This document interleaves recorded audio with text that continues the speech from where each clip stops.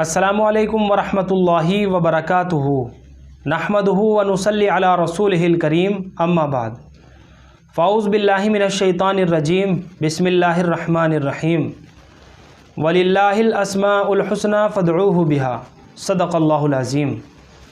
मोहतरम नाज़रीन हज़रात, आज हम बात करने वाले हैं रहमा नाम के बारे में कि बच्ची का रहमा नाम रखना कैसा है। और इस नाम के बारे में एक सवाल भी किया गया है कि रहमा नाम का मतलब बता दें। तो चलिए मोहतरम नाज़रीन हज़रात, रहमा नाम का माना क्या है और क्या बच्ची का रहमा नाम रखा जा सकता है या नहीं, तो चलिए इनके सवाल का जवाब भी देते हैं और इस नाम की मालूमात को भी समझ लेते हैं। तो मोहतरम नाज़रीन हज़रात, रहमा नाम का जो सही तलफ़ुज़ है वो कुछ इस तरह से है, आप स्क्रीन के ऊपर भी देख सकते हैं। सबसे पहले रा है, उसके बाद बड़ा हा है, फिर मीम है और आखिर में हा साकिन है।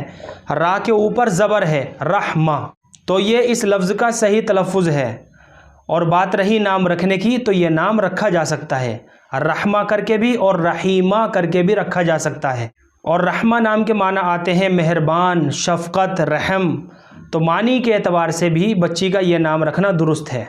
लेकिन सबसे बेहतर बात तो ये है कि जब भी हम अपनी बच्चियों के नाम रखें तो सहाबियात के नामों के ऊपर रखें, ताकि हमारी बच्चियों को भी उन नामों की निस्बत और बरकत हासिल हो जाए। और हदीसों के अंदर भी यही हुक्म दिया गया है कि अपने बच्चों के और बच्चियों के अच्छे और बामाना नाम रखे जाएं, ताकि नामों के असरात भी हमारी बच्चियों की और बच्चों की ज़िंदगी के ऊपर भी पड़े। तो मुझे उम्मीद है कि आप सभी हज़रात को अच्छी तरह समझ में आ गया होगा। अल्लाह हम सब को सुन्नत व शरीयत पर पाबंद फरमाए। फ़क़त वल्लाहु आलम।